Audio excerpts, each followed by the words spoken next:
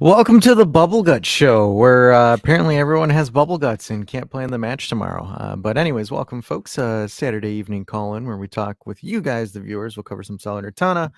We'll make fun of Yildiz and Chiesa for not having strong digestive tracts, unfortunately. It's the Italian food. I always knew it was the Italian food. We'll touch on the offside rule because I saw that on Twitter or on X, and allegedly FIFA's going to possibly launch it next season. I don't know for sure. But then we'll go in there, and then you guys will call in. We'll have some other stuff to talk as well. But here to introduce D Squared. How are you guys? Pretty good. I had a boring day. German Dave, I think you had some excitement in your life today, didn't you? Oh yeah, mine was completely filled, no pause. The day I went to my childhood club that I grew cheering for, and stadium, 68,000 fans in second division in the Bundesliga. Dude, the atmosphere was crazy. We got a 3-1 W. Unfortunately, we won't get promoted for next season, but yeah, man, at least it was it looks like a half decent finish to the season. Next week we play against the last place that is already relegated, basically. Yeah, then I went to, you were saying American thing again. We went axe throwing with my cousins. You just like throwing things at walls, don't you? Oh, absolutely. And after that, we went to a dart bar again and threw other things at a wooden plank. Yeah, man. Interesting. So it starts and axes. Yep. Nuts. This guy's insane. He's more American than us. Did you have a Big Mac afterwards? And my neck is still pumped up from my workout yesterday. Oh boy. It's getting weird now. It's I don't know, this American German energy, this bro energy that's happening right now. I don't know. Yeah. It's kind of weird. I'm a hybrid, man. I'm half American, half European, basically, no? There we go. See, I'm trying to become less American. The honorary Yank. David Yankee. Yeah, I know. I have been accused, but let's get into the pregame stuff at least, so we can push that out of the way, open up the lines, get you guys in here, and one more point. This is all it is. Can we get a point against Salernitana? Oh, I thought you meant as in like one more point, like you wanted to bring up one more point, not actually. Oh, that's it. Just 1 point. That's it. That's the thing. Don't we need 3 to be safe? No, because Bologna just clinched with 67. Oh, yeah. Oh, thank you, Bologna. Thank you. Yeah. Napoli is the one that shot the bed. Napoli can go. They're dumpster diving. You know, they ironically tied the worst title defense in history. You want to know who they tied it with? With the 49-50 Torino team, who most of their squad died in a plane crash. Your sentence started out fun, but ended in a horrible accident. Wow. It did.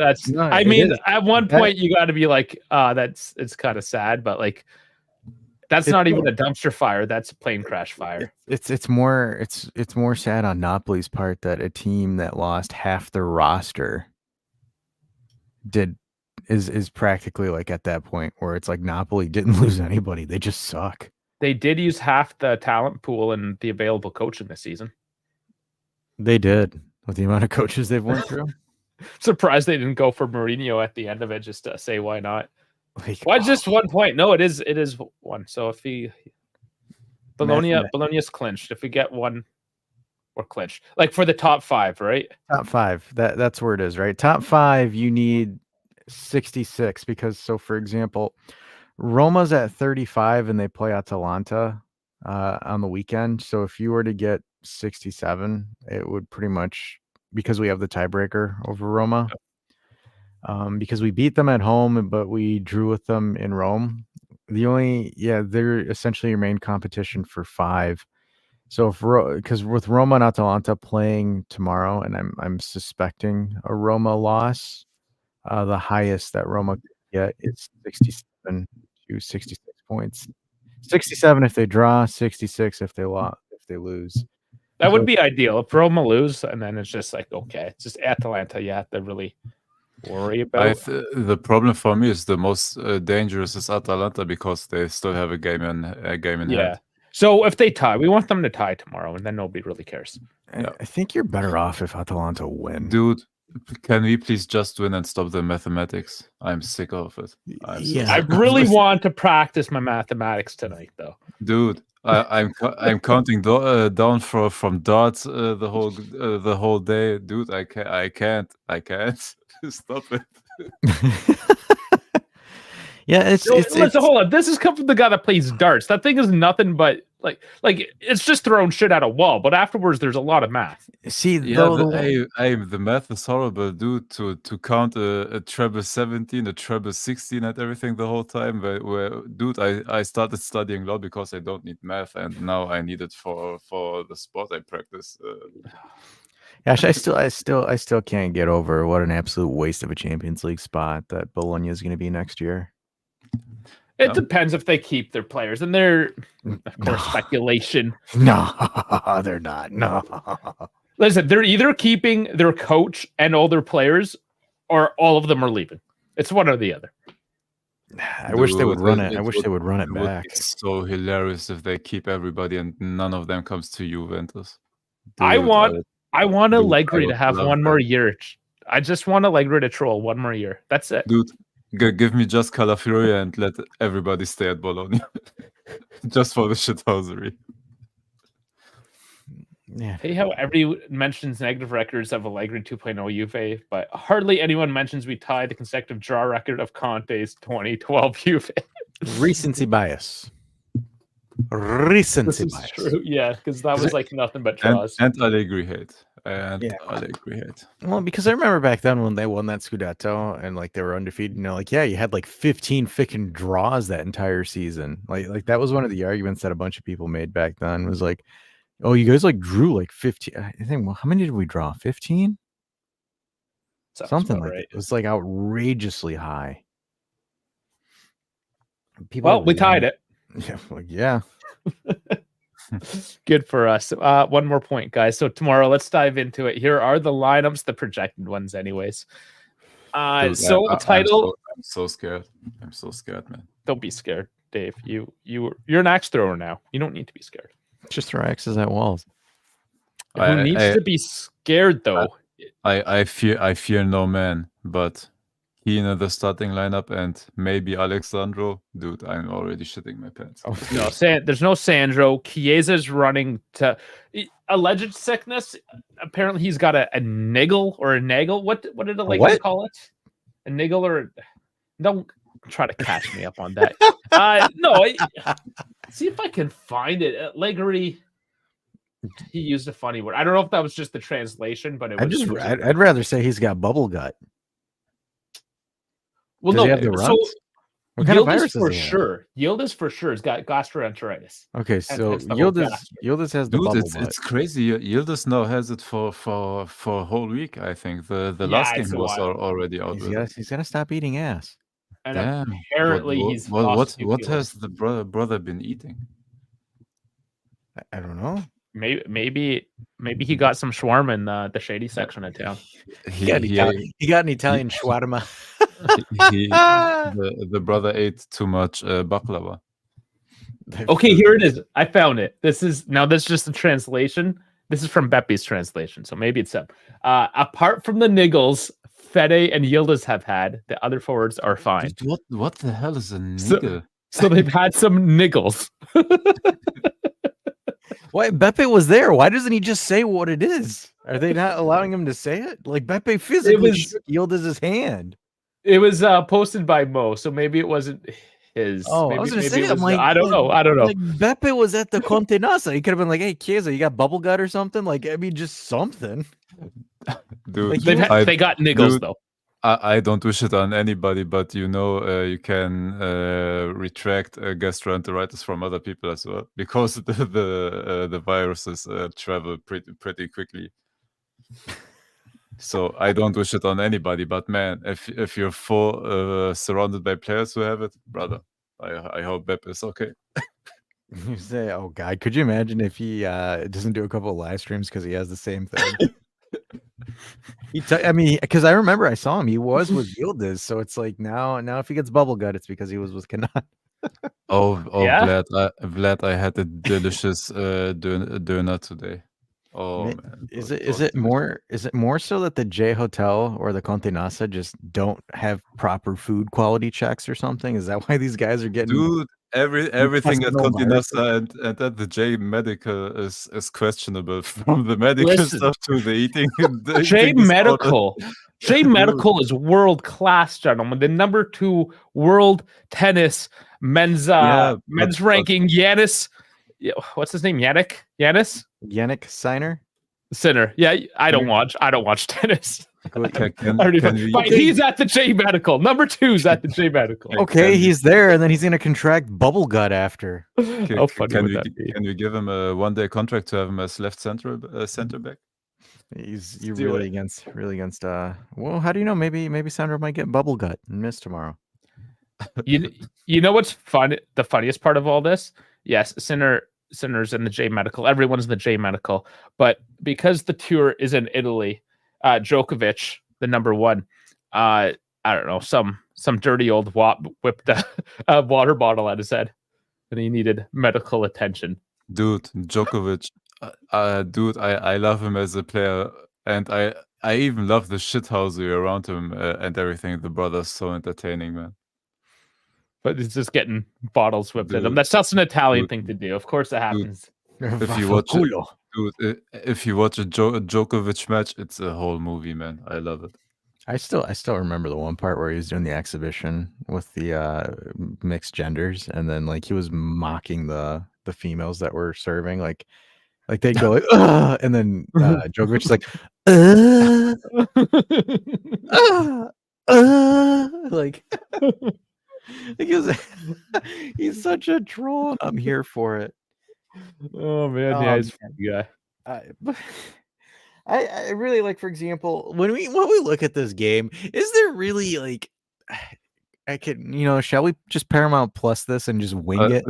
My question would be: is there anything to talk about? I know I was gonna say just Paramount Plus it and just be like, well, I think Allegri shouldn't be playing with a low block against Salernitana at home, even though they have to give Hans Nicolucci minutes because Locatelli's suspended for the Copa final. So low block and Thiago Motta next coach. All right, back to you guys. Allegri ruined Chiesa. Allegri gave Chiesa bubble gut. If anybody would have bubble gut through Allegri, it would be Rabiot through the misses. That's true. That is true. And through the coffee he drank with Thiago Motta that one time. Yeah, the coffee he had, according to the journalist, Backpedal FC. So I do, in regards to the game, there is a statement from the Drugi, the ultras, that people completely had an entire heel turn on. The Drugi released a statement saying, as long as Allegri sits on the bench, we will not contest it. Juve is what matters. If there is a change in coaching, we'll not harbor any prejudice towards anyone, because there must be shared commitment to a common goal, which is returning to winning. So, I mean, they're still protesting. They're not going to sell. They're like, tomorrow you should be able to hear a pen drop. That's how quiet it's going to be tomorrow. But that happened in Milan today, and it did get loud after they won 5-1 at about the 88th minute. So that's what we have to do. We just need to get 5 goals like the Milans this weekend.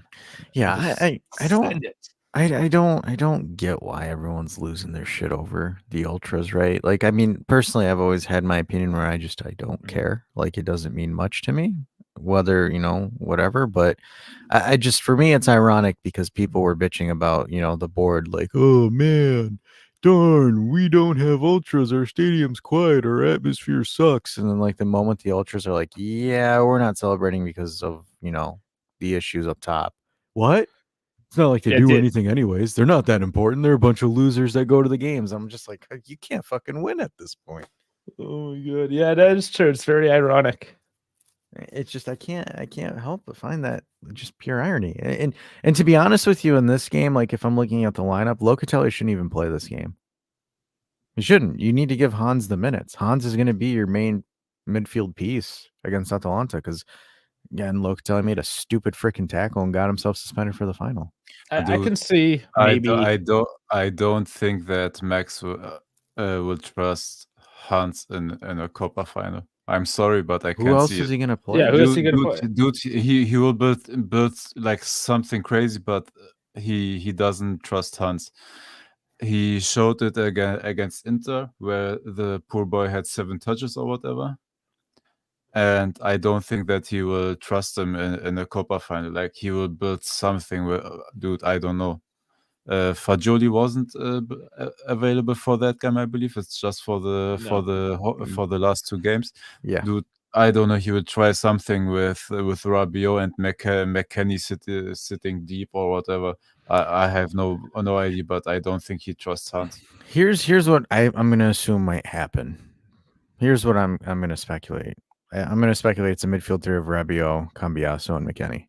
And then way out. Cambiaso is a possibility, yeah. I think that's what's going to happen. But in regards to this game, it's just like I could understand them putting in their best players in the first half and crushing it, and then just easing off the gas pedal later. But you're expecting too much. I am expecting too much. I have dude. This will be grueling. This will be a grueling to watch game. Dude, if Chiesa doesn't play and you have a Keane and Vlahovic striker combination, brother, it's gonna be frustration FC tomorrow. He needs to get his first goal though. He does, but here's the one thing I don't know why. Maybe they know something better than I do. More than likely, but if Chiesa is out tomorrow, why not throw Weah and Dusan next to each other? Weah is suspended. Is he? Weah suspended, yeah. Dude, I totally missed when he got a yellow card. That's funny as hell. When did he play to get one? The last game? Yeah. That's right. He got the yellow, I believe, he slid into the keeper. Was it that?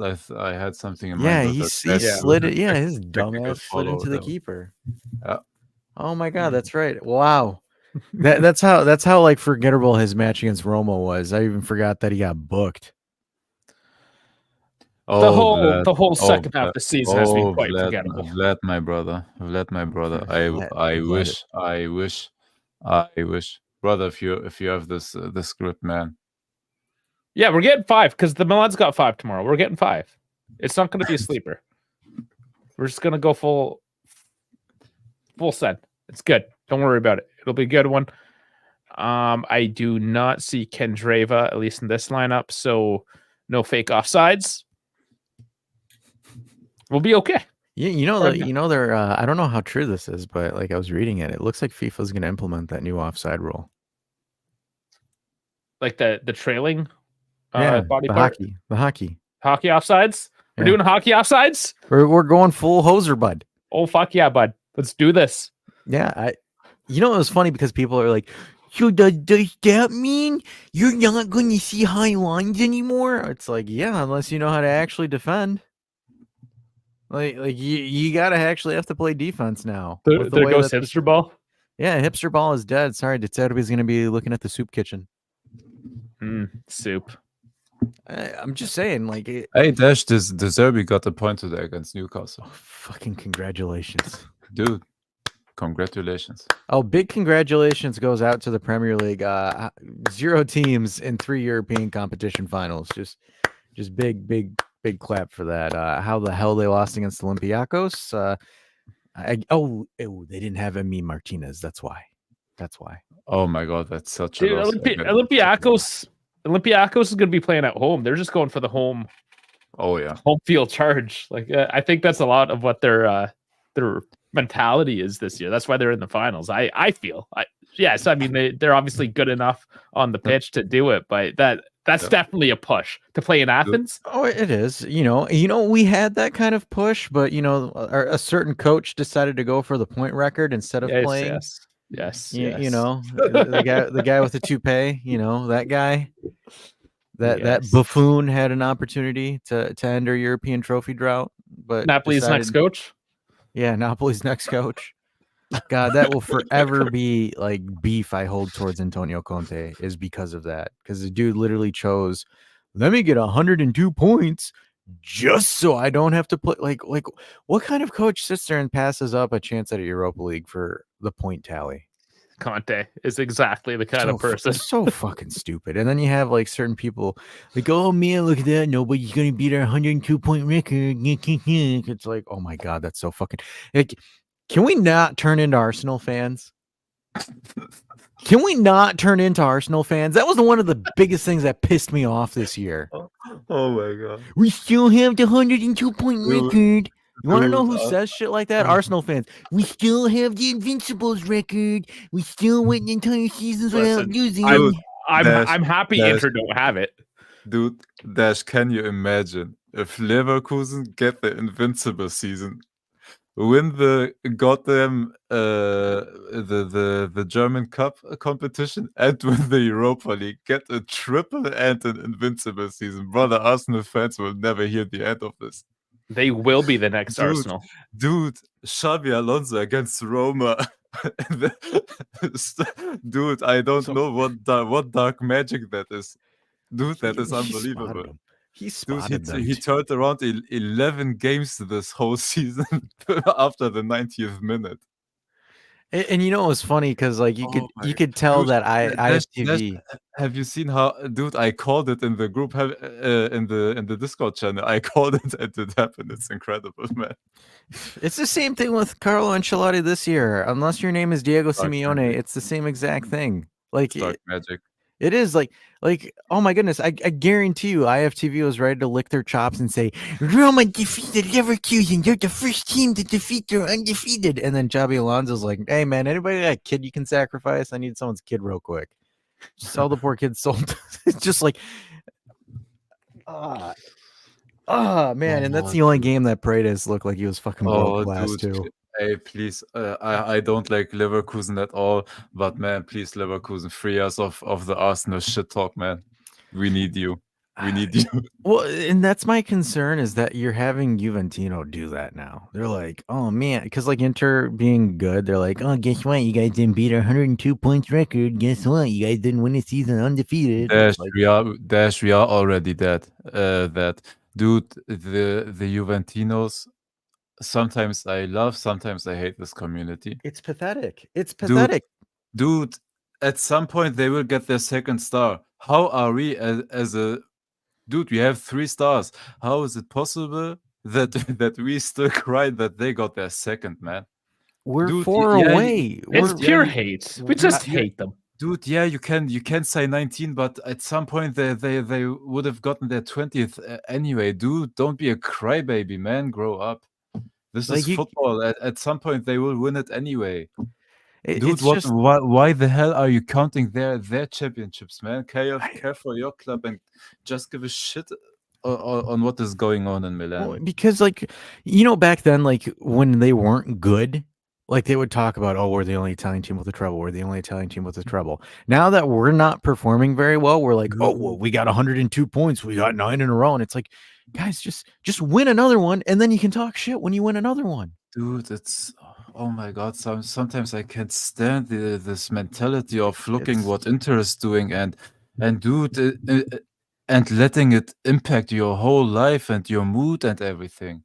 Listen, as far as I look at it, it's the small victories this season. I'll take it. I don't care. I'm not going to go on there on Twitter and cry about it, of course. But like the small victory is we are in the fucking Coppa Italia final. Yeah, no, that's a medium victory. That's a medium victory. Let's just give a shit on what Inter is doing. No, but it's nice to see them not get it, is it not? Dude, we are in the Coppa Italia final during a span where we have 8 or 9 ties in a row. Sure, but like as a Juventino, you can argue that you need to you have the obligation to shit on Inter at any opportunity possible. But, yeah, so why not shit? If you have a if you just shot and there's an Interisi right there, why not pick it up and throw it at the face? because you can. Oh my God. You don't have to, but you will. Dude, yeah, but I don't like that lifestyle, man. It happened 10 years ago. That's the issue. No, it's just the rivalry. That's just the sports rivalry. That's what I'm saying. Dude, I get it, but there's sports rivalry, and then there's being a crybaby. No, of course. I'm saying you don't have to cry about it, but if you have the opportunity to shit on Inter, they're crying out there. That's the problem. Here's my thing about it being a rivalry, right? The only reason it's considered to be a rivalry is because they tried to get us, bankrupt. But when you look at all the other Italia, it is what it is. It's the biggest match in Italy. I guess, but it's just like you look at it, it's like we've got twice as many titles as them, twice as many wins. Yes, it's exactly. like, are they really a rival? Are they just the annoying? Sabi's got to be. Like, are they just the annoying redheaded stepchild that's been adopted into the family? You just have to cater to them. My problem's not throwing shit against them, dude. Let's throw the whole book at them. My problem is when we are crybabies in Twitter arguments and say they have their 19th star and whatever. No, of course. I'm not saying cry about it, but just throw some shit at Inter. Who gives a fuck? It's Inter. Fuck them all. Dude, I mean, fuck them.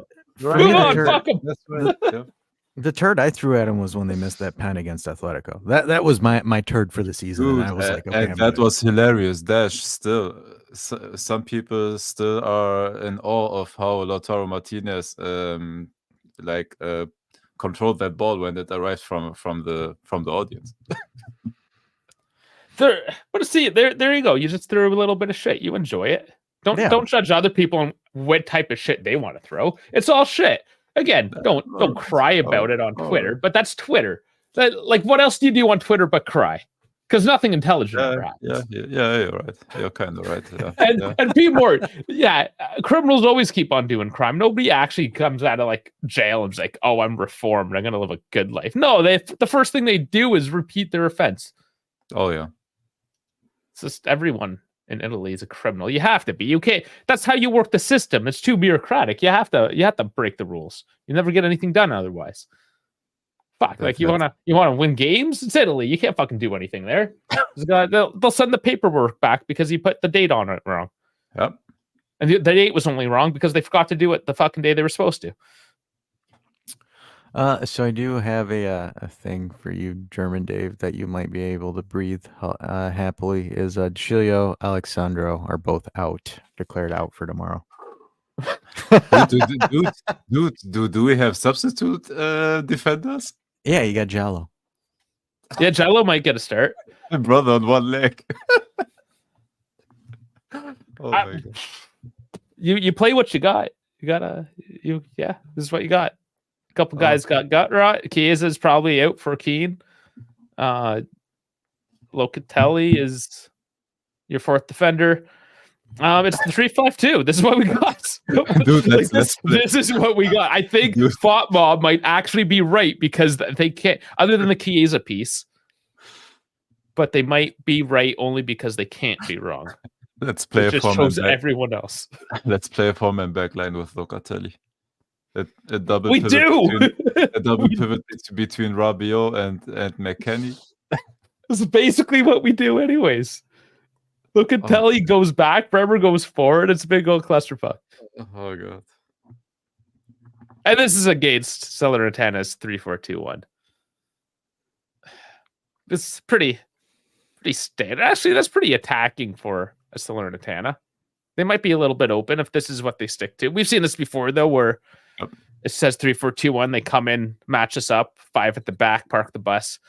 I kind of expect that, but Salernitana needs to pick up a couple points as well. So maybe they'll come out swinging. Let me do some research for Vlad. Vlad's saying, to be honest, all we need from Jalo is one leg, the left leg. Which one did he injure? It was his right knee, I believe. Okay. Yeah, so his left one's good.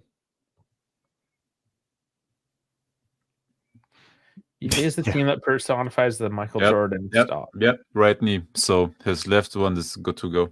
Let's put him in a wheelchair or a walking boot, and then the brother. All right, let's go. I mean, it's only for like 20 minutes or so, right? At the end of the game. That's all you need. Not if God forbid, but not if one of them gets injured around the Okay, 30th minute. let's put it in perspective. Salernitana, they have as many injuries as we have injuries and suspensions. 6 for 6. See, oh So they wow, don't have Jerome surgery. Boateng. So Boateng and Gombler both have bubble gut. Oh, same thing with Gomez. Yeah, physical discomfort. Yeah, so maybe they got bubble gut, but they're The missing whole Candreva, Maggiore, squad. Ochoa. Like 3 of their big players are out. Their whole And 4. squad has bubble gut. Yeah, it's going around Italy. There's a new strain of COVID or some shit. And No, they're missing there we go. Now our channel's blocked. and they're missing the world's greatest goalkeeper, Guillermo Ochoa. Yeah, they're missing Ochoa. So we should. But how many times have you gone against number 2 goalkeepers this season? I think twice where we've gotten completely robbed by the backup. Oh yeah, dude, they're prime Neuer, prime Buffon, prime Iker Casillas against us. So that's that. I'm gonna throw in the link. It's link time. It's link time. It's link time. It's link time. Okay. In fact, we're late. I don't like going more than 30 minutes, as you know.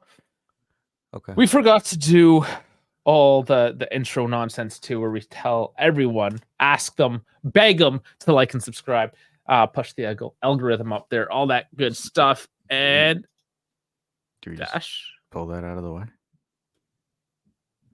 you want to pull it out? I already did. It's just So I can push that in? Yeah. And there's the Discord link. Jesus, And keep because it in I your have, pants. and because I have a handy, here boys, here's the Instagram under danddsportshow. Join us here on our Instagram as well, please. Yeah, to get You all will the get- updates. You'll get exclusive content as well, like this beauty. I turn on the sound quickly.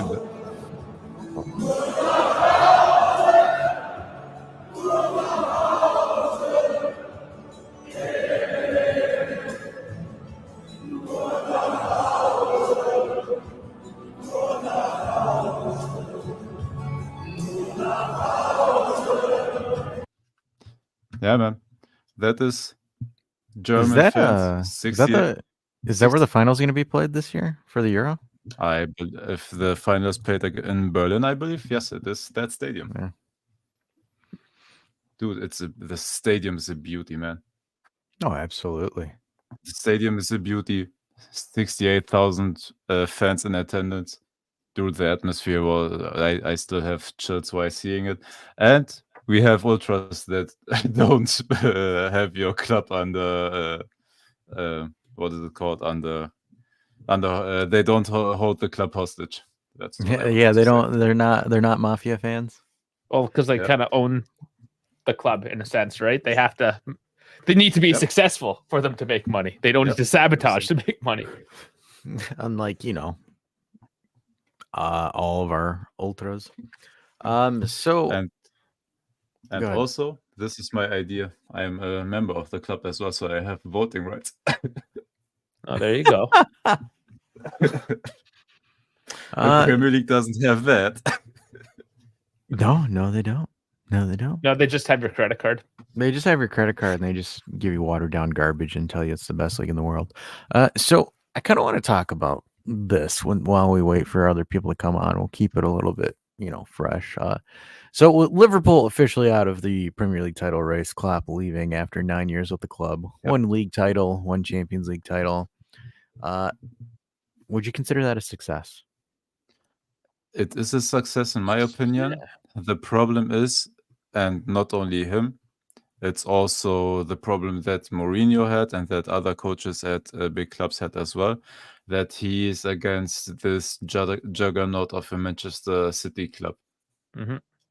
That's the only problem. And with the money that Manchester City put into the project, the people that Manchester City bought from other clubs to put into that position, the artificial sponsoring money that comes from the Emirates as well, like from royal owned companies as well. Dude, everything at Manchester City is built to perfection, and you just can't. Dude, I'm so surprised dude, I hate Arsenal even more than Manchester City, and I goddamn hate the oil clubs, and I hate Arsenal even more. But dude, if Arsenal wins this title race, heads off to them. 2 points back. They are both at 36 matches now, so something has to happen in the next 2 games for Man City. Who are both at 36 games now? Yeah, they've. I think they've played all the games in hand. All right. Yeah, City's up. City's up by 2. If we look at the remaining matches, And they've taken the lead on the goal differential as well with that last game. So the issue is going to be next week because Man City is playing in London against Tottenham. Spurs. In Tottenham, yeah. And then, Yeah, but dude, Tottenham is conceding 4 to 5 goals against the big teams. Dude, Tottenham has gone off the I don't know, man, off the boiler. Dude, Tottenham has become a dumpster fire. They had at one point an 8-point gap on Aston Villa and completely, dude, incredible. It's Tottenham. They don't know how to fucking win. Dude, and in one game, I don't remember who it was, they were 2 men down. Dude, they had 9 players on the field left, and he still maintained a high defensive line and pressing high. They need to lose one game. Dude, that is their coaching brother. If I'd be a Tottenham fan, dude, I wouldn't have hair anymore.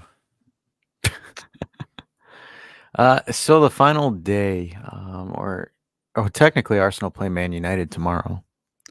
So Arsenal will still have a game in hand if they get a result against Manchester United. But gosh, that's such a like an ironic way, right? Because like you have Ten Hag versus Arsenal, and then you have Ange. I can't believe I don't play defense against City. So it's like, Yep. I think the title gets decided tomorrow. It could. If Arsenal don't win, they're done. Yeah. But what is their last game against Everton? Yeah, their last game is Everton, and then Man City's last game is West Ham.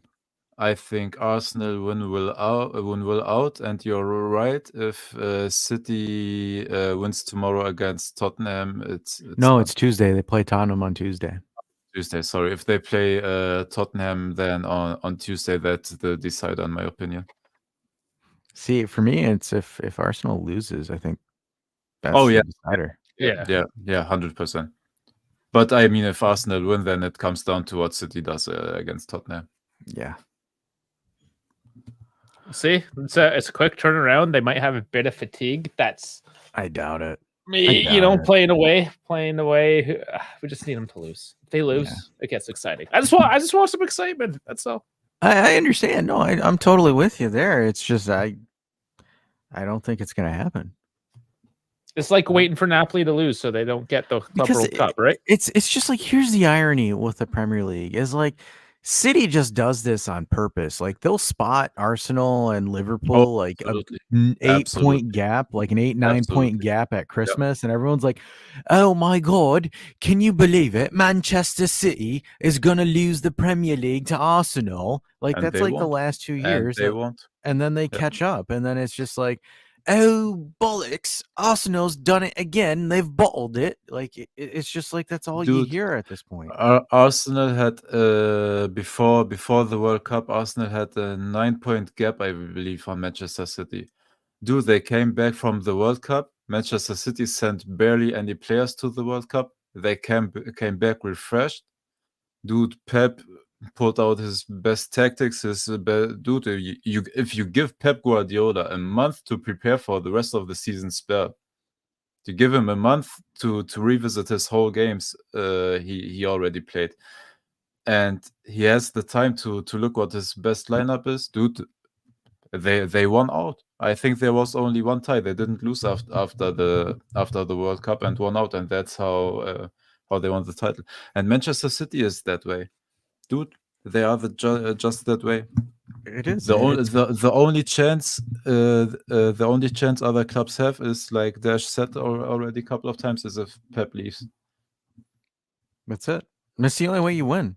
Because, like, for example, the only plausible way is if you have like a 16-point gap going into the Christmas break. That is the only but chance. that will never happen. Never. No, it won't happen. No, sometimes City is fucking around a bit, but they're experimenting. They're finding their lineup and everything. That's why they are down a couple of points around halftime of the season. dude. And then they just start cooking and they don't lose. And the other teams can't afford to tie a game. The other teams have to win out, and you just know it's not happening. You know, and it's like part of me sits there and thinks that like Pep pulls his squad in. He's like, hey, everybody.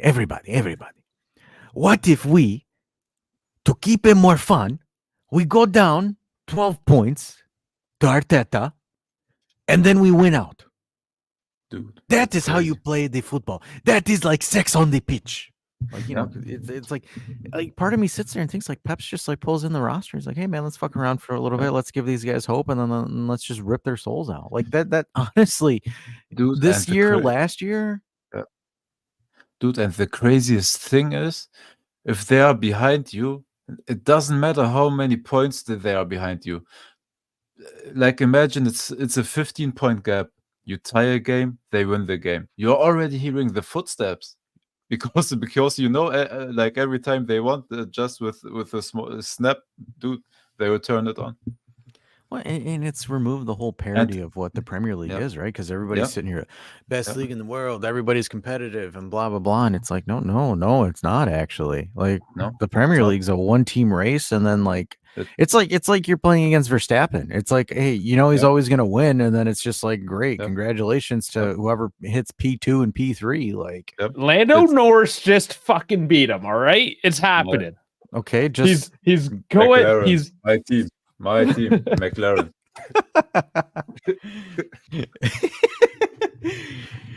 But like it's just like you get one win, but in like the grand scheme of things, right? It's like for example, it's literally like Luton Town somehow getting a win off Man City, and it's like, see, Luton could win. Look at the parity of the league, and then Manchester City wins the Premier League for the 5th year in a row. Yep. Dude, they are on 3 right now, or are they on 4 already? Will this be their 4th consecutive or 5th consecutive? I think it's their 4th. Dude, it's crazy. It's history again. Every league's done this though. Bayern finally stepped aside. Yeah, I think this will be 2020. Klopp won it, so this will be their 4th title in a row. 2020, the COVID season, Klopp won that one. Yeah, and City were almost caught up that season too. Yeah, and by the way, that season was a huge disadvantage to Liverpool because they lost Van Dijk. No, yes, that also, but for Liverpool to lose the Anfield crowd and the fans, it's a bigger disadvantage to Liverpool than Manchester City not having fans in the stadium.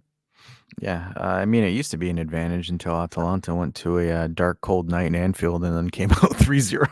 Yeah. No, you're right. No, you're right. But usually it's a huge advantage, dude. No. I will never forget when I watched that Liverpool versus Barca match when they were 3 down on aggregate, dude, and they just dude, the first goal after 8 minutes or something like that, dude. And with every goal, the fans got louder, and you saw how Liverpool put the pressure on them. Then all of a sudden, Barca's magic, dude, they just lost it. Like missed passes and everything. They lost their mind in that game basically, and that is what the crowd does to you if they get louder and louder with every pass. I think for me, that's when Barcelona as an elite club died. Was that night? That night. That's absolutely. That's when that club died. Absolutely. Until you know, UEFA and FIFA rigged the World Cup for Messi to win it, just in spite of us. But and make him the crown prince of Kuwait or or whatever. I know, right? One of those countries. But it goes to show though, like, and it's just kind of like as Morton's saying, like Pep figured out the Prem, and it's not really like it's true. Like you look at it, there's no parity in the Premier League. The Premier League used to have the most parity, especially post Sir Alex Ferguson, where it was just there was always a new team that was always competing for it or winning it besides Arsenal and Tottenham. But like it was always a cycle. Like there wasn't consecutive winners or consecutive dominance. Like Germany, it was understandable because everyone fed Bayern Munich. It was just how it was. And then in Italy, we got our hot streak. But right now, if you want the league with the most parity, I think it's Serie A. Because you have because in the past years you have a winner, a different winner every single season. It's more so like, ironically, like to win Serie A, you just need to have like the streakiest forward in midfield ever. Because it's just like anytime like a team's won the league, it's because their midfield and like they have a really insane midfield, and then one striker is having like a career year. And it's also a different thing if you win Serie A. The Premier League comes at you with their wallet and throw a bunch of money on your best players, take them away from you, and then you lose like core midfielders. For example, Milan lost Tonali. As much as we laugh at him, he was their anchor in midfield basically. Yeah. Dude, Napoli, as much as we laugh at Kim and Jay, dude, they lost their defensive anchor this season. And it's, dude, if Inter loses Barella or whoever, they will lose that one as well. They're making him the highest paid player in Serie A. Like his negotiation barrel is going to be the highest paid Inter player. is still in the 800 million debt. They still, like, even if they throw money at Barella, like there are some positions they need to sell, and if they do, dude, it's going in cycles all the way. You're losing your best players, you're developing new players. That's the upwards trajectory that we are on right now, or will be hopefully next season. And the others will be on a downwards spiral, basically. It's going in cycles right now till one team figures out the consistency. And I hope it is us, because we have an actual good youth academy and a good, starting from this summer, hopefully a good mix of youth academy players and young players we buy, and also players in their prime, basically. That being said, the next gen did win their playoff game today. They did. 3-1. I think they're in the... Guerra and Bangula. MB. It's one of those MB names.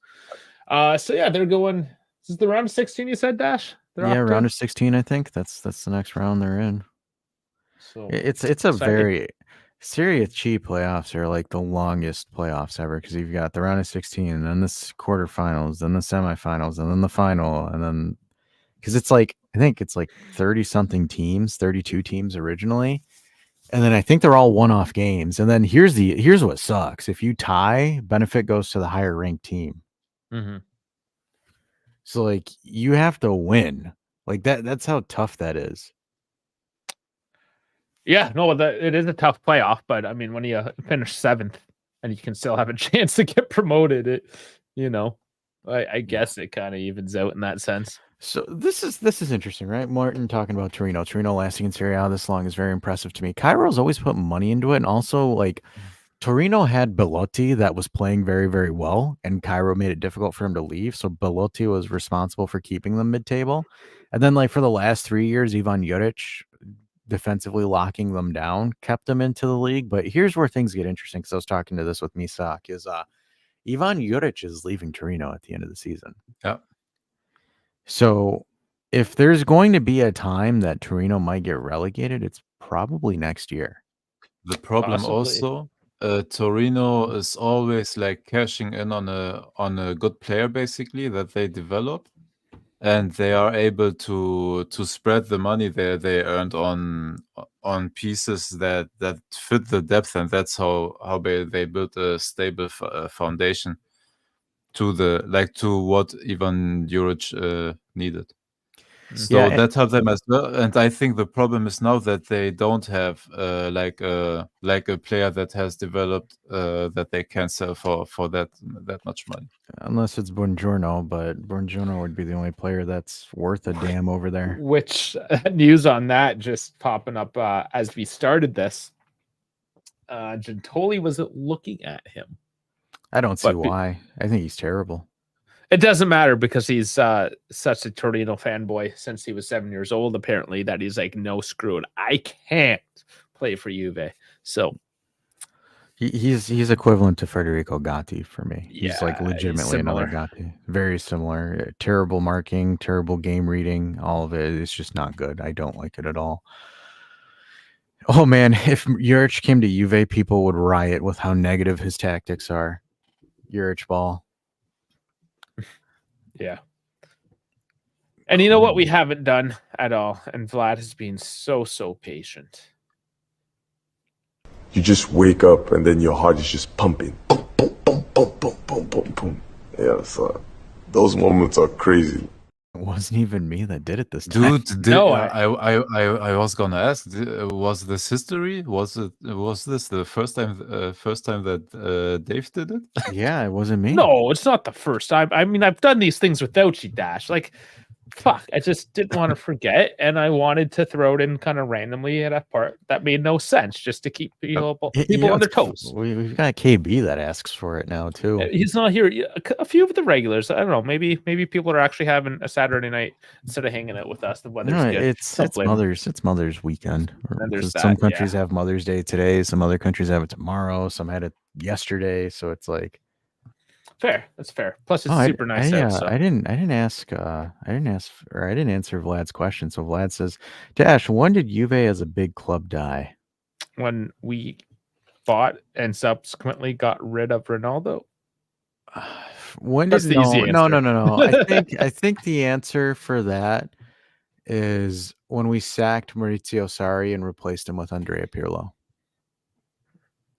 It's that time frame. I think it's from 19 to 20. 2019 to 2020. I think that's when Juve as a big club died. I don't think we died. I think we are a sleeping giant. I mean, let me rephrase it. I think we got knocked the fuck out. Oh yeah, because Barcelona's dead. Like I think Barcelona's dead in the water. I think Barca's dead. I think Barcelona needs 7-8 years to be what they Dude, were. Dash, you know we are laughing at PSG and how they use their money and everything. Dude, Barca and their financial situation where they can't pay players, can't get a new coach and whatever. Dude, for them to take an $750 million loan to build a stadium, it's incredible to me. I can't believe who in their right mind thought it was a good idea to do that. Which of the banks was in their right mind to Spanish give them that? Spanish banks love giving out debt. No, the problem is it's Spanish banks against the Catalonian club that distance himself from the Spanish government. I don't know. I just know everyone's poor there. Everyone's in debt. So what's another one? Dude, in their financial situation, it's incredible to me. Yeah, you want to modernize it, I understand, but brother, in this situation where you need money, it's a stadium with a capacity of 90,000. And they basically shed on that for this whole season, and I don't think it gets ready. Like, when does it get ready? At the half point of next season? Yeah, I think at the end of next year. Dude, you miss out on 1.5 years or seasons of that income. You lose that in your current financial situations, brother. You know, the only way Barcelona expedites their revival is if they were to declare bankruptcy, go to the 4th division of Spanish football, and work their way up. That's the only way Barcelona will be back in 4 to 5 years. But like the current track that they're in, it's going to take 7-8 years at least. Dude, it's gonna you can't get out of that hole. Who are their sellable assets right now? They need them. Their sellable assets are Gavi, Pedri, Lamine Yamal. Yeah, and for them, maybe they could just get PK to make make money by sponsoring Barcelona for his like 3-on-3 league or whatever he does. Maybe PK could do that. They should get Iniesta out of Visakobi again and start him as a 6. I know. Because, like, for example, so I had this conversation with my dad about because we were talking because we're watching Bologna today, and Bologna essentially closed out, right? I told him, I said, if Motta were to come at Juve, I would say it takes maybe 3 years minimum for this team to be like a consistent competitor, and that's if everything goes right. Like from transfers to player health to adjustment of the tactics and all that. For Juve to be like a standard competitive force, it would take roughly about 3 years. because I don't see it. You might have like a season, like a Pioli season, right? A Pioli season at Milan, right? Where you just somehow stumble and you win the league. Yeah. Like that's possible, but they're not. It hasn't been sustainable. Milan hasn't been able to do anything since.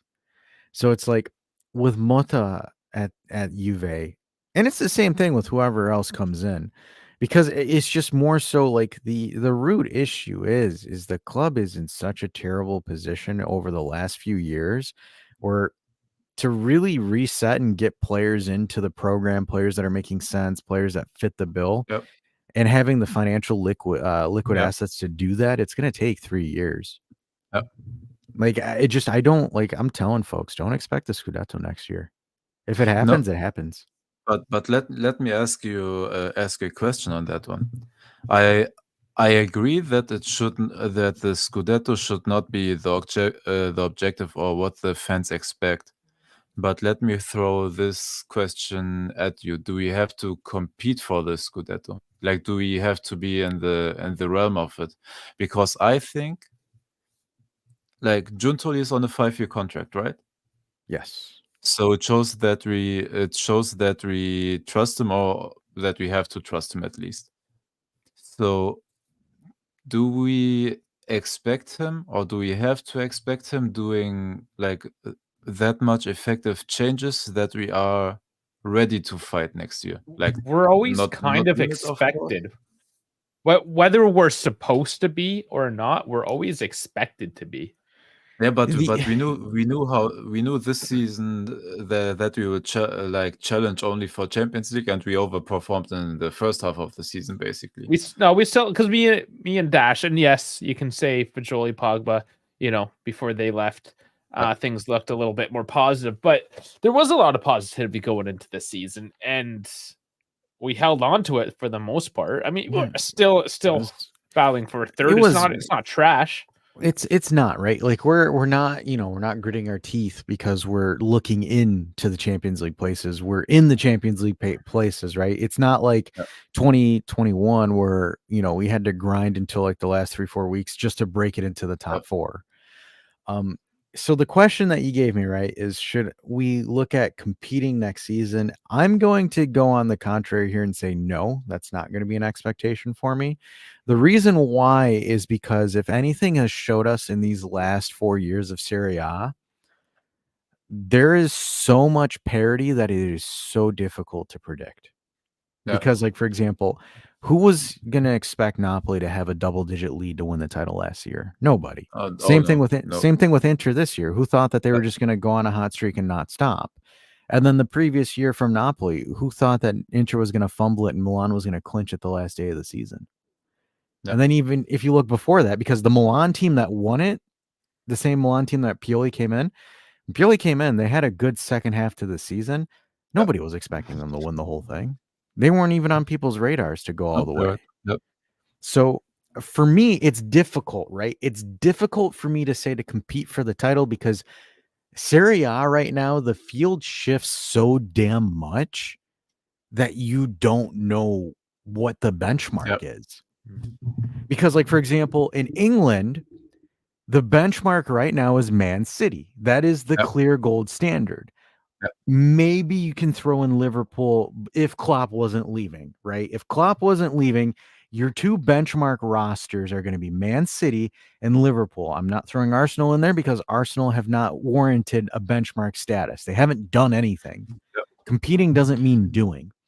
But Arsenal is on the way, at least. Like, this is their second season competing. They are on the way up to be. It's basically a top 2.5 right now in the Premier League. Yeah, they're getting there. But for us, it's difficult because, like, for example, if we want to have the benchmark of competing for the Scudetto, that means we need to match up with the Inter squad that's there this year. That in theory. However, what happens if Inter can't have financial solidarity? So that means, say that Barella gets sold, Chanaloglu gets sold. So then what happens to the benchmark? But there's no benchmark. And that's kind of like, for example, with Napoli as well, right? Where everyone's like, well, the benchmark would be Napoli, but guess what? Spalletti left, Kim Min-jae left. Yep. So then, Yep, you're right. there's no, like, I don't know what I'm up, because essentially you don't know what that Napoli team is going to be next year. Same thing for next season. If Inter is somehow able to, like, say, okay, we're not losing anybody, we're not selling anyone, we're not losing Inzaghi, it's the same exact thing, if not better, then you have a benchmark where we can review our Mercato and say, okay, Yep. this is what pieces that we added, this is what we have. Can we compete with this team? Can we not compete with this team? That's when you can have, Yep. for me, I think you can throw that expectation in September. That is when I think you can genuinely have that expectation. When the transfer window closes, that's when you can sit there and you can say, this is the expectation, what's presented in front of me. So, like, for example, me back then last season, when we had Pogba, when we had Fagioli, I had the expectation you're playing one a week. Dave was on this boat with me. You had Chiesa that's recovered from his ACL. We were hoping that he was recovered. We were hoping that Dusan was, back to himself with all the pieces together. On paper, we did say we should be able to compete for the title. Unfortunately, a month into the season, you lose two midfielders, and then you have a guy who's having an identity crisis as a left winger / second striker. And then you had the other guy who his girlfriend dumped him, so he couldn't put a ball in net to save his life. He was just terrible at putting balls in holes. And then you have another guy having an identity crisis where he is a defender or a midfielder. Yeah, and then you have that as well, where you don't know where he is. And hold on. That could be two people. Could be Locatelli or Gatti. Yes. Yeah. Oh, dude! I think Gatti has the crisis whether if he's a right winger or a right center back. And then you have Rabiot, who's essentially a shell of what he performed last year, and it's like a lot of things that threw that off. But I think right now, with how Italy is, I just think it's very, very difficult to really have that expectation to compete, because you don't know what you're competing with. Because, like, for example, say, the season, let's use the Leicester City Premier League season, right? Where all the big teams just weren't there. And it's like, okay, I want to compete for the Scudetto. And it's like, you're competing for the Premier League.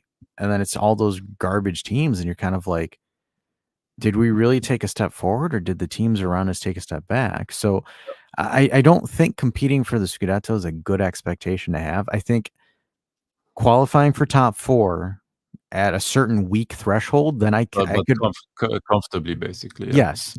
So, like, for example, hey, by match week 30, have the top four secured. Like, I think that's a reasonable expectation. Yep. Dude, at one point we were 15 points ahead this season. I know. But, like, you want to have that threshold. But for me, I think it's difficult to put that expectation. You either expect that you have, like, for example, you have the players around you that you're confident to say we should win, and the coach to be able to. But I don't, for me, and this is where I find the Motta deal very concerning, is it's 2 years with an option for a third. So that tells me that they don't want to lock into this guy long term. Because if you wanted to do a full 3-year project, a gut and rebuild, it takes about 3 years. Yeah. And having them for 2 with an option, that means the expectation within year 2 is for him to win something. Yeah. Like, that's what I find concerning. It goes both sides. So it's either they don't trust him enough because he's still young and relatively inexperienced, or it shows that they are telling him, "Hey, show me you are a great prospect. Like, go and give your best leg out there. By the second year, we want you, like you just said, we want you to compete for winning the title, and then we will reward you, basically." So it can go both sides. Here, let me throw you a third avenue with it. That means they're confident with the players that they have right now, they can win. If that's the case, that's over. Exactly, right? That if that's the case, then I'm asking. Or it is also their confidence in Giuntoli, basically, because they know or they expect to have players ready by then. So it's a lot of what ifs, right? And like, it really sounds like we're being hard on Giuntoli and Motta, right? And that's not No, really no, it's not being hard. It's like we are asking questions and we want to understand the strategy and everything. That's why we are questioning. It's not that we're not trusting our management. Yeah, I don't know. It's a little bit one of those things where the question, there's a lot of questions that are there, and it's just more so us trying to look at it from an open source or an objective source to like sit there and be like, okay, does this make sense? Should this work?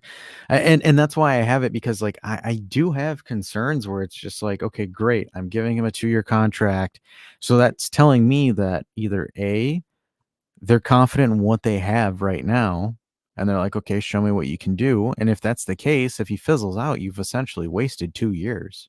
Yeah. Also, I think it's a big point of that 2+1 deal, of the alleged 2+1 deal. God knows, maybe they come out with a 4-year deal in the end. But I think it may also be a problem that they saw the problems they have if they give a coach like Allegri right now a 4-year contract. The club is basically held hostage by that contract, because it effectively ruled out to take a decision right now or last summer, for example. And I think they're careful to not get held hostage by contracts anymore. Last year it was like Quadrado, for example. They had to play him, and it's Now the it's same. Sandro. It's Yeah. the same with Sandro now. And I love Danilo, but he's on how many years now? 2 or 3? Didn't they renew for an additional year? I What think was that? was it? I think it was maybe for an additional. I don't have it memorized because I remember for the longest time they were holding off on any kind of renewals or anything in general. Yeah, and I think it also may just be a case of being careful with these long contracts, because they had so goddamn big problems with them. So renewed till 25, and that was March 23. So until next season, basically. So he will start in his last year, basically now. Yeah. Okay. So yeah, well, I mean, there's a lot of changes. There's a lot of money in and out. And just speaking on that, I know we've kind of touched on this a few times, but reiterate: Zule, Huijsen, Bernachea, Kyle George could all be sold. They're looking at about 85 million if they sell all of those. So yeah, who was it? There's the next couple of years. Just there's going to be a lot of new guys coming in, a lot of old guys going out. I think honestly, it's a great position to be in. That's almost 100 million, like sitting right there. Yeah, just Yeah. temper expectations for probably the next year or two, because even if you go out, make 85, 100 million, selling all these players, bringing you guys, it's still going to take a little bit for all this to jive. So Dude, we're a couple years out. It's great academy work, honestly. Like we ourselves barely played them, so we loaned them out.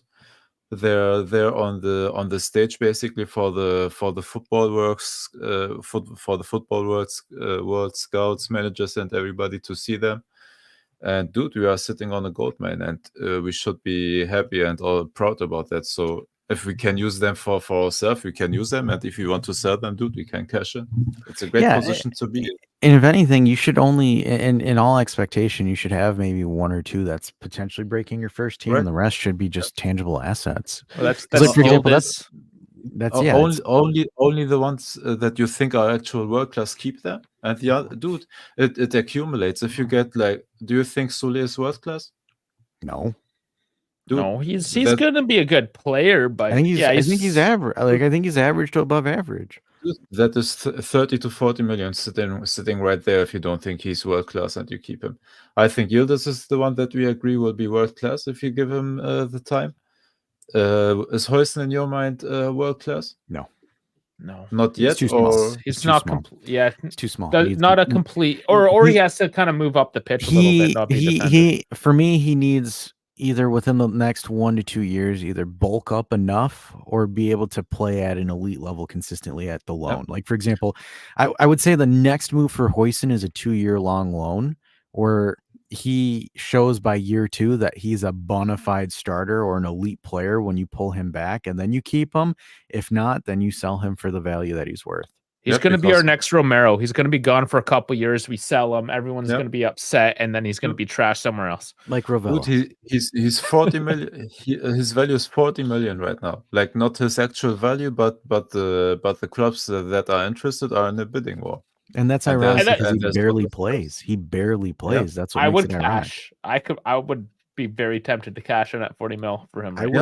Yeah, too. so that is also 40 million sitting around right there. With Sule, it's 75 to 80 already. Barrenechea, is he the regista that you trust in the future, or No. or a midfielder that you trust? How No, much he's a will he get you? rotational piece. 15 to 20, 10 to 15.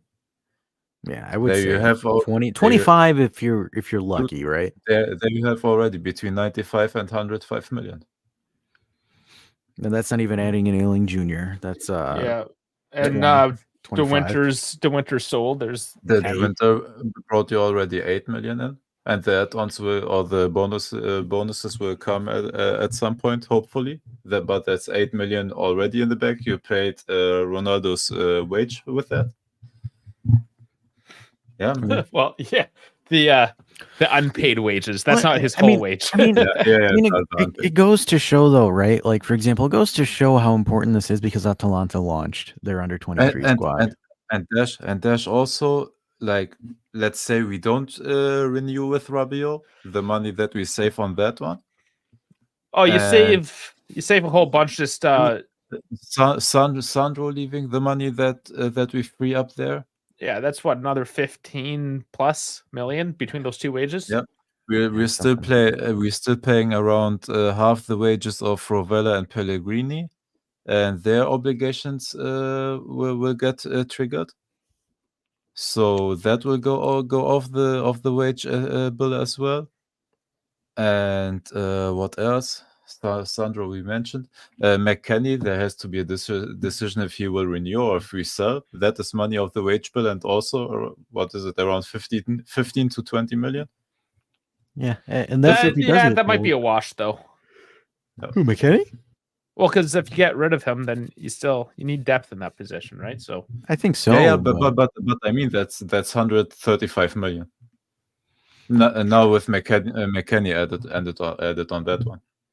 I don't like, for example, as far as like if we're looking at I'm- first team departures, I think because I saw Gentile apparently is able to accommodate Rabiot's demands, which to me is insane. That to me would be a huge stain. I'm sure he could, but will he? I don't know.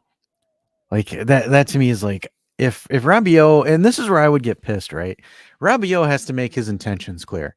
Does he want to stay long term at a lower Chiesa deal? isn't even doing that. How do you expect Or- Rabiot to do it if your No, star boy it's- isn't it's doing it? not- well, it's not an expectation, right? I think it's one of those things where he says either leave and go get the bag somewhere else if you want to, right? Respectfully so. You can get your bag. I'm not telling him, oh, why is he going to Man United to get, 20 million a season? Like he can. Dude, he can go do that. and by the way, I'm not even mad at him. Dude, No, I'm not. At this point, he has been at the club long enough. I respect him that he stayed for this additional season, even though he didn't have to. Honestly, I respect him a lot for that, and he has been a great servant for the club. And honestly, I respect the hell out of him. And dude, he deserves the money. If there's a club It's his- that gives him the money, dude. Yeah. I'm not mad that he leaves. Like he already repaid me as a fan with the trust that he stayed another year with us without international football, because he had the possibility to go there. Don't you think he could have played in this trash Bayern midfield for example, or somewhere? That's the whole question, though, is Champions League. All of these conversations mean absolutely nothing until we gain one more point. Because that's what people like Rabiot and Chiesa, and I'm sure a whole slew of other guys are waiting for, is, are we playing in Europe? Yeah, Rabiot didn't play this year. He stuck with us, but is he going to do it 2 years in a row?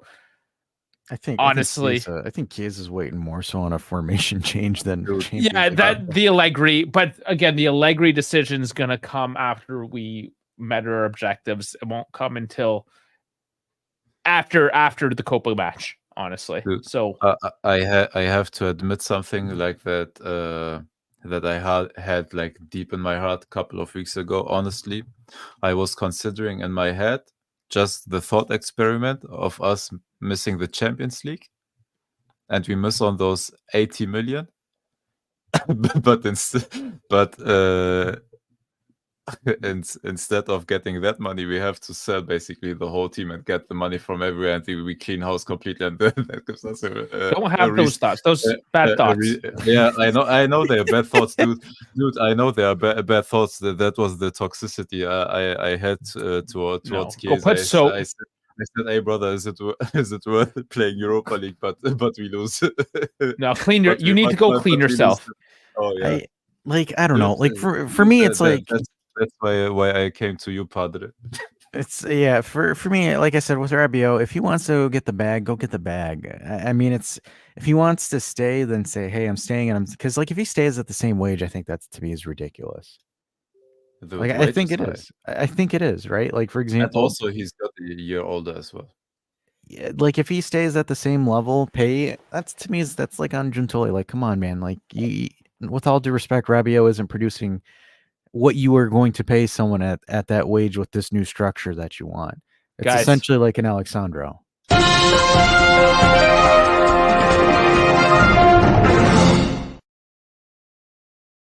Twice that I didn't hit the soundbite. Oh my god! Please hell froze over. Oh my god! Nicholas Shira has just reported in. Please don't be clickbait. Please don't be. It is clickbait, but go on. Ricardo Calafiore is getting close to the Juve. He is Bianconeri's main target as new center back. Ready a contract? Come on. The language here. The contract. Yeah, no, I didn't get baited. This is the excitement. It's more Calafiore news. There's a contract apparently ready until 2029. Juve will talk with Bologna in the next weeks. We know that since 2 months. We know. I know. Let me have my fun, damn it. Man. Take your negative thoughts. I swear to God, I take a cheap Ryanair flight to all the cities in Italy and gonna punch the hell out of those journalists, man. No, I just want to have a little bit of fun before we. I know I did. Man, it's only a matter of time before Dave pisses German Dave off to the point where he just starts slamming 99999. Oh my god! Go throw some axes. I thought we were getting something juicy. He's like, no. He just did that. I thought he's gonna say, "Oh, the 2+1 for Thiago Motta turned into a 1+1." No, I just finished saying that nothing good's gonna come until after the Copa match. So how would I possibly have just pulled something out of my ass? It's like we're doing watch-alongs on Reddit. But let me ask you this question: who was the source that drank a coffee with Calafiore? The source.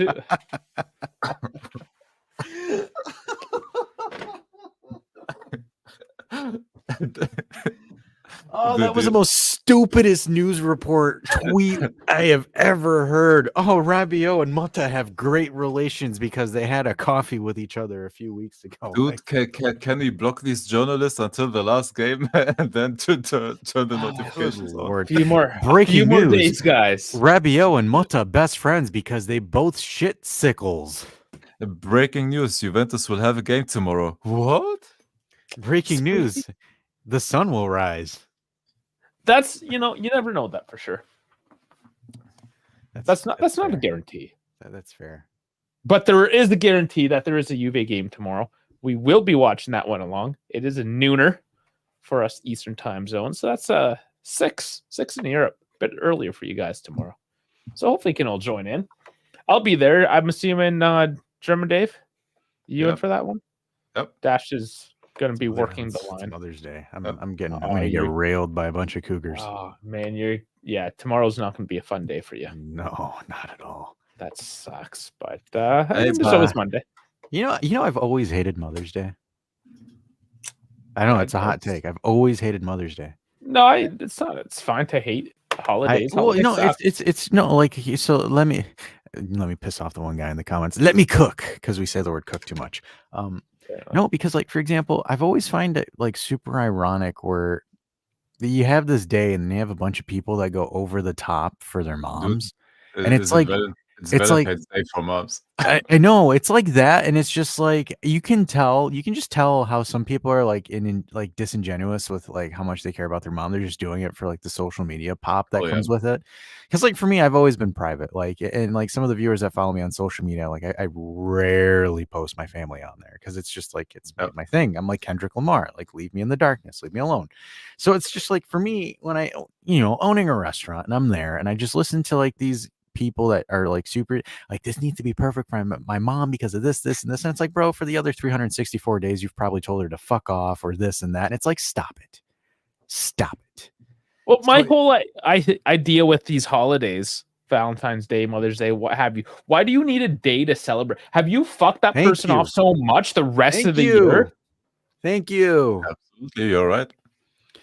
Because it's like if you genuinely care, whether it's your mom, your dad, your significant other for Valentine's Day, you should always just be respectful. And I mean, obviously, there's some cases where parents are shitheads. I understand. I'm not saying that every parent's phenomenal, but like it's just I've always find it funny because it's like there's doing it to celebrate and to take care of it, and then there's being over extravagant, over the Yep. top, right? Where it's just like they do it just so they look and project this image on social media that they, Yep. oh my gosh, I actually care about my mom, but in reality, I don't even talk to her. Like it's just like it's always irritating. And like for me, because I always like to people watch when I'm there, and I'm just watching these people, like the ones that take out this or do this, and it's just like You hate it more because you have to live it. I do. You are surrounded by it for a full shift in that sweaty old kitchen, just slinging out poached eggs. Are the tips at least good? I Like, don't do get the some- I don't know. sorry, I'm no, not. sorry, I'm no, not. sorry, I don't mean the tips. Like, do the people actually like pay good money for their food or? No, to be honest, because I don't serve. I'm more of like a Gordon Ramsay Expo guy. Whenever we get busy like that, where I'm managing, like, hey, go here, move this. This goes here, that Just goes there. yells at people. Yeah. You're an idiot sandwich. You're a fucking idiot. It's just like, it was funny because I had someone that was like, oh yeah, your guys' Bloody Mary mix tastes like Worcestershire sauce. So then I decided to be an asshole and say, hey bud, don't use any of that. I just use A1 steak sauce. So haha. Or Maggie sauce. Like I'm like, because for me, I think the food industry is just like you have folks that go in there to get a bite and just leave, right? And then you have those other Yep. people that get shit on in daily life. So they go to a restaurant just so they can shit on the workers that are at the restaurant. yeah. I don't know why, Oh, just yeah. little dick syndrome or whatever. Dude, no, it's giving yourself the feeling. Number one, you're going fine dining, so you're boosting your own ego. And number two, the waiters and waitresses, dude, you think you are in an empowered like position. It's like being a fan in a sports game, or and you're the fan that is heckling. Basically, you see the people that are working for your entertainment or for your service, basically in the food service industry, and you're just denigrating them. Yeah, and like for example, in the US, they have this like stupid mantra where it's like, oh, you need to cater to the customer and blah blah blah. And it's like, no, you're a guest in my establishment. Like for me personally, right? Oh, Where you're right. I'm Yeah. kind of European-esque, right? Where I'm just kind of Yeah. like, you're coming into my house and you're disrespecting me. Like, is that because like, and I know in Europe, and I haven't been there in a while, but you can probably confirm this better than me, German Dave. But like in Europe, if you go in and you say, hey, I want this dish, but without this or without this, they just look at you and they say, there's the door. Oh, dude, they will fucking spit in your food and everything. They'll tell you, get the fuck out. Dude, honestly, the workers in restaurants and everything, dude, they are the nicest people on earth. Because you basically have to be. But brother, if you come piss on their feet, they will shit. They will shit Literally. dude. But hey, but they're right, man. Dude, you go to a fine dining establishment. Dude, come.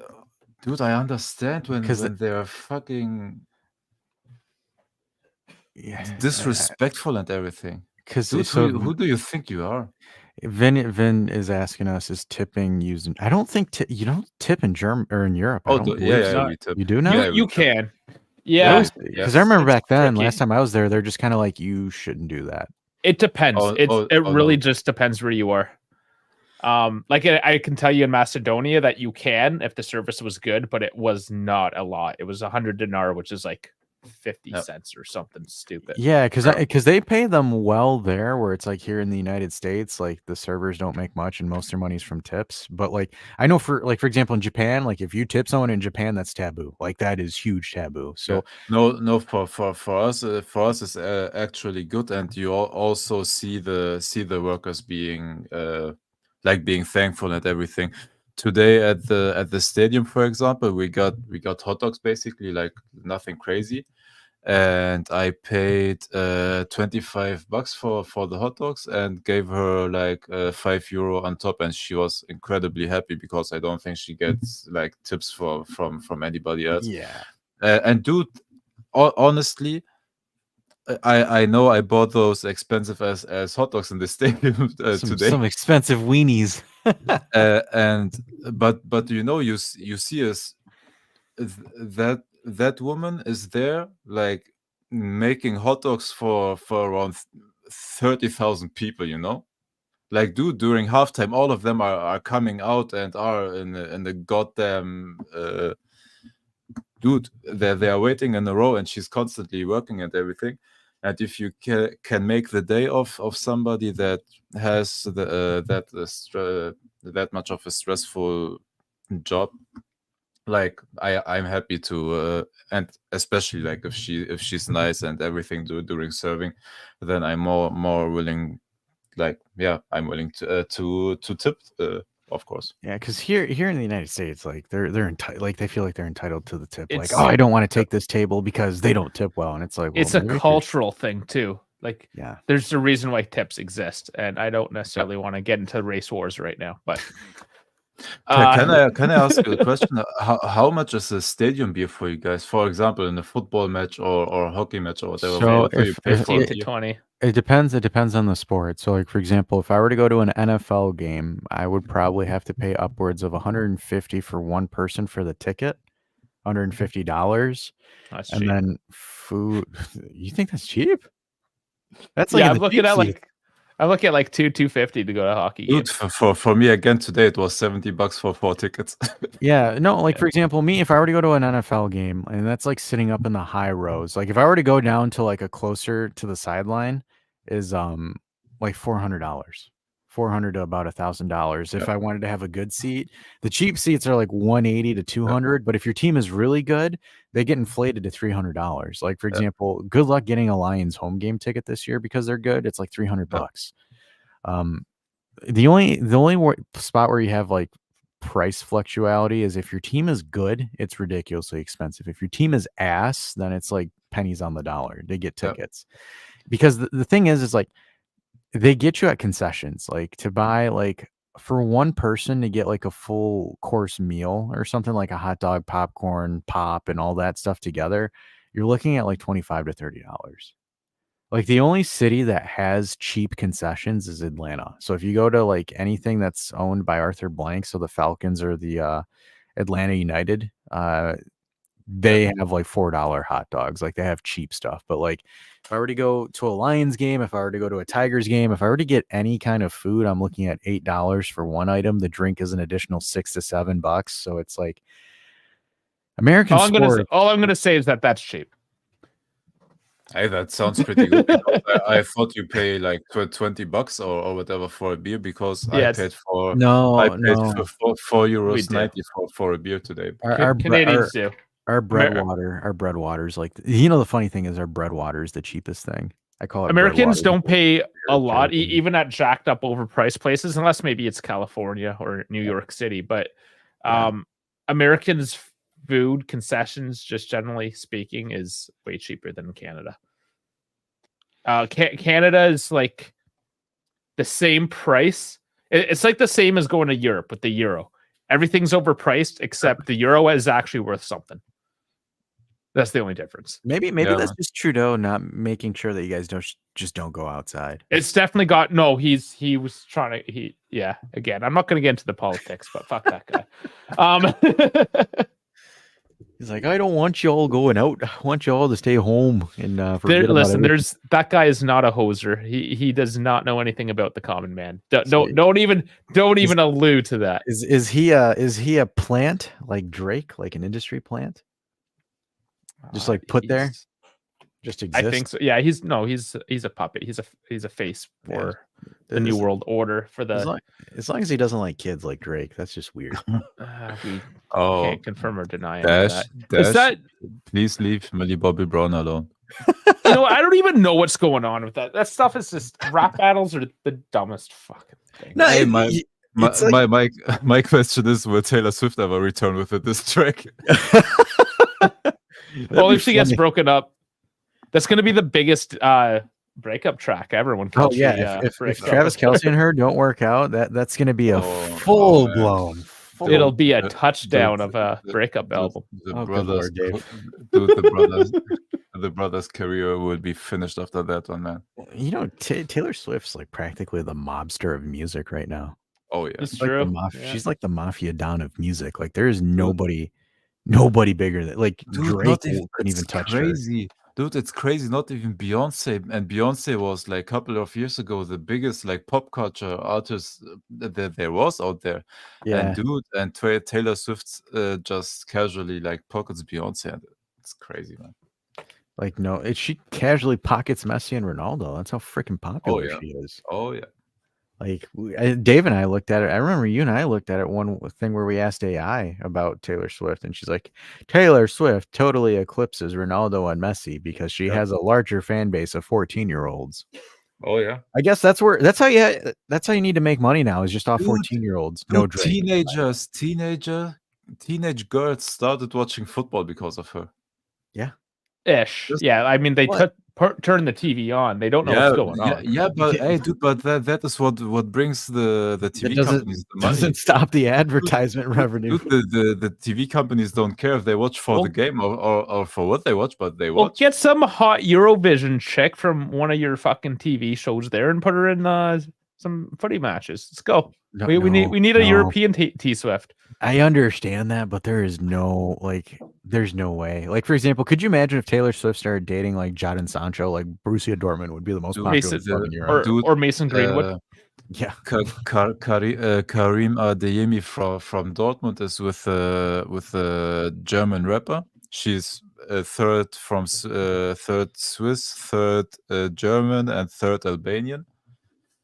And he's with that rapper, and she has a couple of million followers. And Dortmund's numbers spiked. yeah. Well, and I think that's more so from dudes watching it, but with Taylor Swift, she gets them all. Like Yeah, Taylor Swift has this weird command on the market where she brings 14-year-olds, 18-year-olds, 25-year-olds, middle-aged women, older middle-aged women, and then old women. Everyone. Let's be honest. There's 50-year-old dudes that are like, I so fucking love Taylor Swift. I just can't admit it. Those creepy, sweaty rednecks. Yeah, man, there are people out there. Give me some of that. Shake it off. I want you to shake this off. You know what I'm saying? Hey, Dash, I want to shake it off. I want to shake it off. Get over here, there, Buckaroo. That might be a good time to go shake it off. What do you say, guys? Do we need some private time? I guess. I don't think there's really anything to cover. I mean, this is where like the season's just been absolute butt cheeks. We're kind of sounding things off. I mean, obviously we'll pivot next year where we'll cover more stuff. But is there a Eurovision thing going on right now, Vlad? Did Dave just the Eurovision Song Contest, that singing thing. Switzerland wins. Dude, Germany. Germany always in those, man. 18 minutes ago. Look at this. Okay, this is the last thing. Is Germany lost again? Is Germany lost again? I just need to know that. This article came out 18 minutes ago. Switzerland's Nemo wins the Eurovision Song Contest 24. Oh, did Mali finally find Nemo? Oh boy. Yeah, the Swiss won something. They actually competed in something other than downhill skiing. Dude, hey, scroll down for me, please. I just need to know if Germany is last place again. Oh no, the Swiss have something good. They have Alicia Lehmann. That's okay, the I only guess. good Swiss export. Where's participants maybe? Like they have Alicia Lehmann. Hey, and Granit Xhaka, I wouldn't Oh. mind him. Well, I That's mean, the Granit Xhaka is technically Albanian. So the grand yeah. final. But half the Switzerland national team is Albanian. Yeah, we let's just leave it at this. Albania didn't know how to form a proper federation, so Who they is also that, dude? fucking went to I Switzerland. never heard of that man. You suck. This girl from Israel's name Eden Golan. I would like to see her dude. Golan Heights. I don't want to Jesus, talk Dave. about politics, but man, that's the only way Israel can win something. Hold on, they had Bessa for Albania. You know that person? I think I do. Where's Albania? All the way at the top. Albania has five singers, and I bet she's one of them. I swear to fuck, if I get Eurovision shit in my newsfeed now, I'm gonna be so pissed off with you guys. You will absolutely get it. He's absolutely gonna get it. Oh, he is so gonna get You're it. in the algorithm now. Okay, all right. I'm shutting that one down. Fuck He's like, this shit. I'm getting rid of it. I don't want any more of this. I don't want any more of this. Too much is gonna think I'm interested. Immediately click no interest in this post. It's kind of ironic because it's like every Albanian female artist outside either comes off of like a look like whether it's Dua Lipa or Rita Ora, and it's one of the two. It's just like a derivation of one of the two. It's all generic and they look the same. Oh, That's the thing. Like I wouldn't mind either of them. Dua Lipa seems just so weird to me. Oh, I'm not talking about the character, brother. Dave likes the weird ones though. Like, I remember I saw because it was like I don't know if she's still I dating have to that admit dude, it, but yeah. I remember Dua Lipa's I like crazy ones. Dua Lipa's ex to me seemed like a knockoff Justin Bieber. Like I'm like she looks like she was like 10 years older than him. He looked like a kid. I don't know. Like I mean, don't get me wrong, she's a great artist. Like her and Rita are great artists, but like it's just like the thing with like the Albanians now is because like Rita Ora, but like or Rita and Dua, like especially Dua, like popped off. All the younger female Albanian singers are like literally trying to mimic Dua in everything they do, and it's like I'm just kind of like,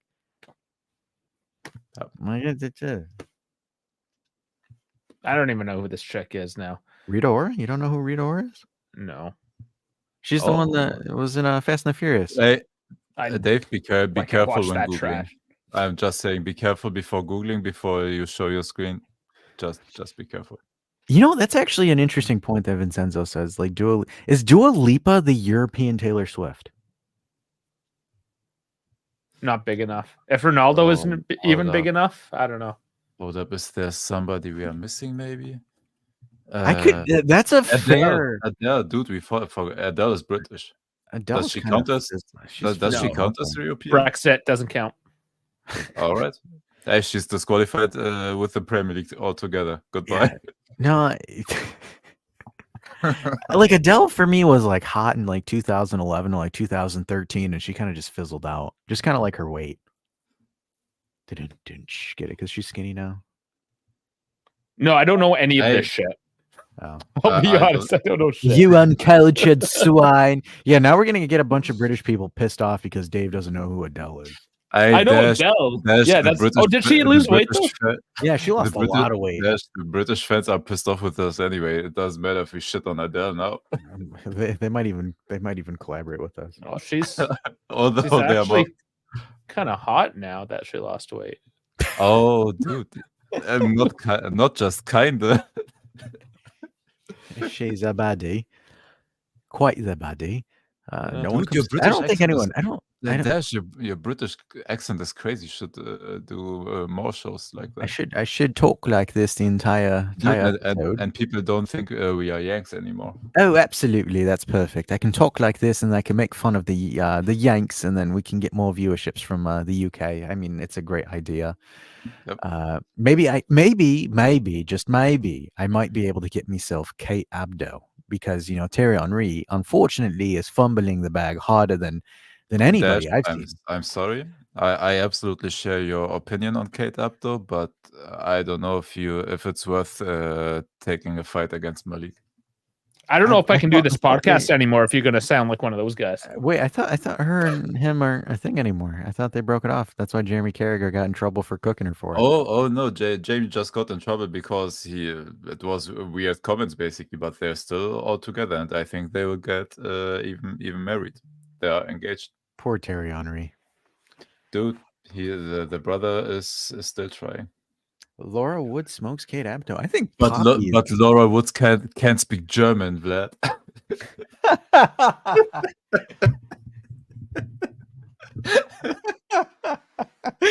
Oh, that's German Dave's number one thing for hottest football anchor. Does she speak German? Yes. Move on. No. Oh Vinny says Lukaku greater than Adele. Thank God my wife doesn't watch this. Why not? She doesn't support the channel? What is this? Oh my God. Oh, man. Oh, boy. Oh, You know man. what I have to do? It's fine. He's going to hit the music because we're going to take you to the other side, as Adele would say. You guys know way too much about pop music. Yeah, because all we're that jazz. cultured. You swine. That doesn't mean you're pop culture. It's pop culture. That doesn't mean you're cultured. If you're talking about some Rembrandt painting, maybe then you'd be cultured. But you're talking about fucking Dua Lipa, fucking eyebrows over there. I go back to axe throwing to get it up again. You know what you need to do when you go back to axe throwing? You need to wear like a red and black flannel, like just a nice flannel, some jeans, and some Timberland boots, like full blown woodsman. Speaking of that. I had the flannel with me, but it was so goddamn warm. I took it off. Otherwise, I would have looked like a good old American. I know, I'm telling you, just an undercover German in an American outfit. Vlad says Canadian Dave needs more white girl pop music. I agree. But on that note, guys, thanks for tuning in into this little bit of a shit show per se, huh? Where we kind of talk about Taylor Swift and Dua Lipa and how they are the key for Juve to qualifying for the Champions League next season. On that note, guys, check out the Double Daves tomorrow for the watch along at 12, and then we'll reluctantly do a day after because depending on how the results go, but we'll see you then. Have a good night, everyone.